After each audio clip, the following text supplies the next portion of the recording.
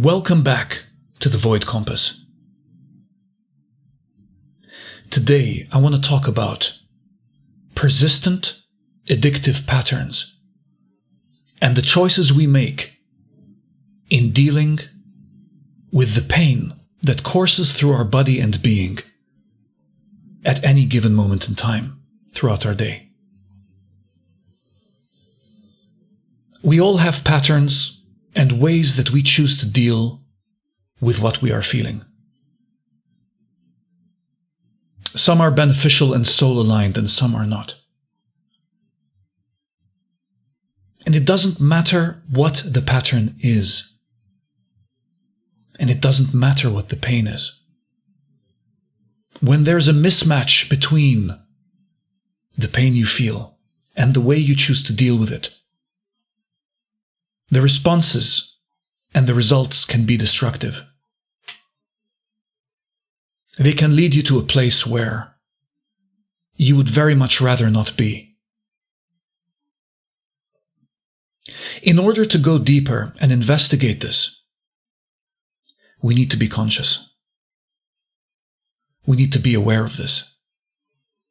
We need to acknowledge it.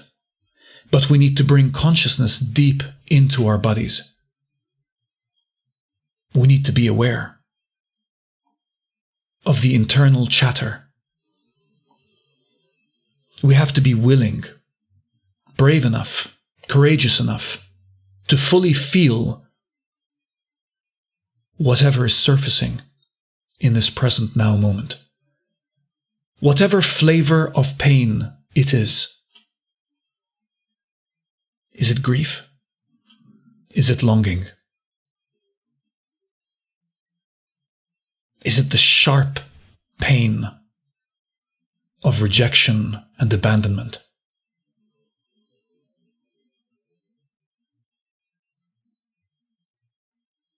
You have to be willing to feel into it fully, to watch how it bobs and weaves. Watch your mind as it attempts to distract you from the pain. Look at your behavior. Look at your physical movements.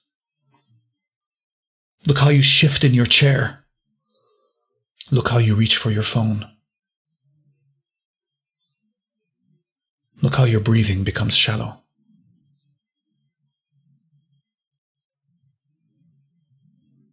The mind, in its pure innocence, attempts to take you away from what is painful, and it attempts to lead you to a perceived solution. Immediate pleasure and gratification. And there you have it. The process is complete.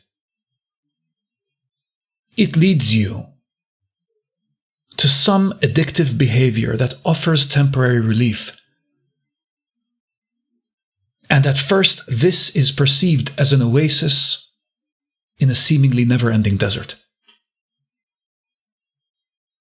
And before long, you find yourself returning to this oasis time and time again. Such is the nature of addiction. And over time, this oasis becomes less and less effective at quenching this thirst of yours.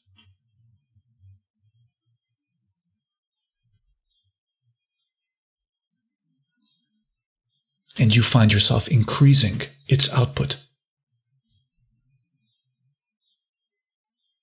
What happens once a week becomes twice, becomes thrice, and then it becomes every day. And alongside it comes all the negotiating your mind does with you, the justifications, the false labeling. Well, this is self-love. I'm taking care of my needs, you say. Is it? At what point does the idea of self-love become indulgence? Is it self-love to distract from what you are really feeling? so that you can push a button and release pleasurable chemicals within your brain that will temporarily blanket you from the truth of how you are actually feeling.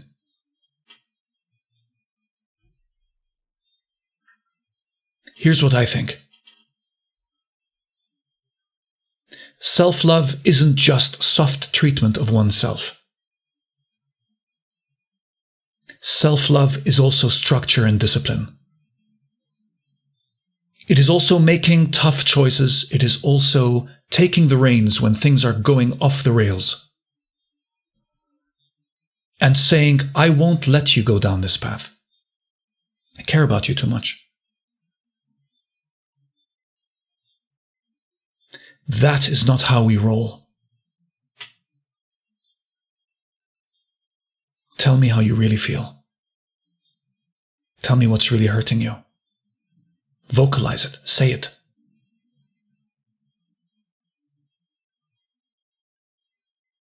And when you do that, you instantly feel that anxiety rise up in your body. And the mind says, no, no, no, please, please, don't take me out of this illusion. I'm managing just fine. Whatever the poison is.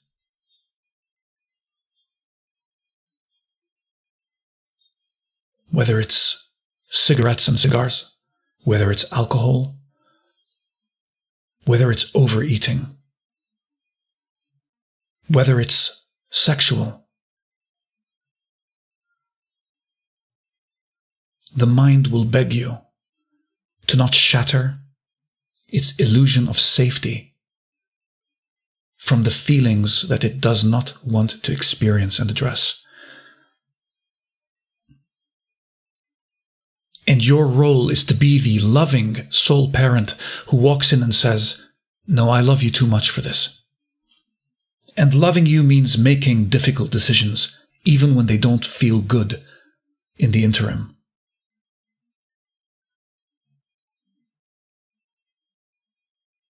Then what do we do instead? If we're not going to indulge, if we're shattering that illusion, what do we do instead?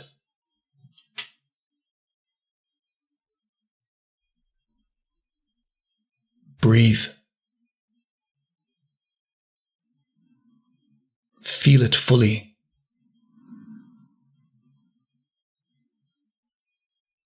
You're grieving the loss of a relationship you thought you wanted to have. Then feel it. It's not going anywhere.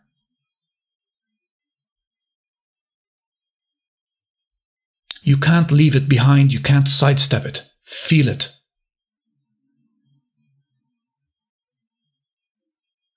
There's no escaping it. Breathe deep into your body. Breathe deep into the pain.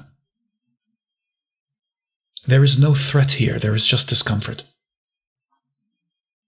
Feel it fully.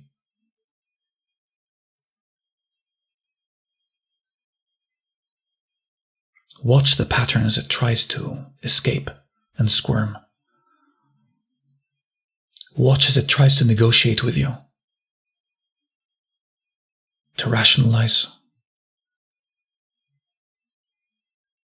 Shine the light of your conscious awareness on it, with love, with care, without judgment.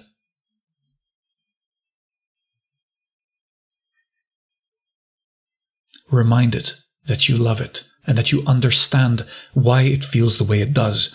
Look for the connections. I'm certain that the pain you are feeling right now did not crop up for the first time this week. This has been pain that has run in your lifeline since very early in your incarnation. It's one of your major life themes.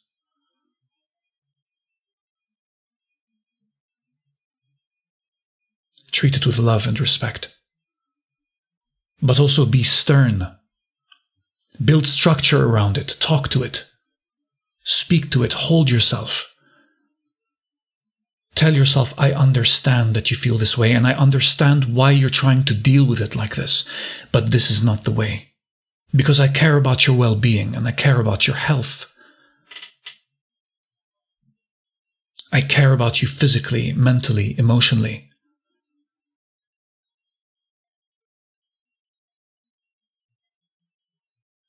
I don't want to medicate the symptoms.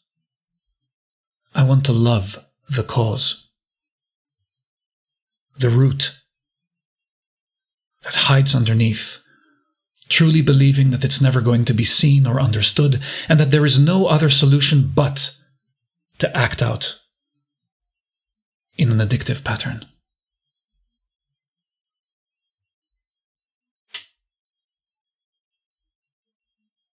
This is your reminder. This is not the way. Whatever pattern it is, know that with the transmutation of this density, it too can be released. And this is part of your path. This is part of why you are here. You are not only transmuting an addictive pattern for yourself, you are doing so for those in the collective that don't yet have the strength to do so. That is an enormous privilege and responsibility. If you are struggling with your addictive patterns and escaping from the pain that courses through you, but you've reached a point where you want to address it, I'm here. Reach out to me. Let's jump in a one-to-one session. And let me guide you through the depths. Let's release the pain and find freedom. All the information is in the video description. I'm going to leave it there, but I will see you next time on The Void Compass with more.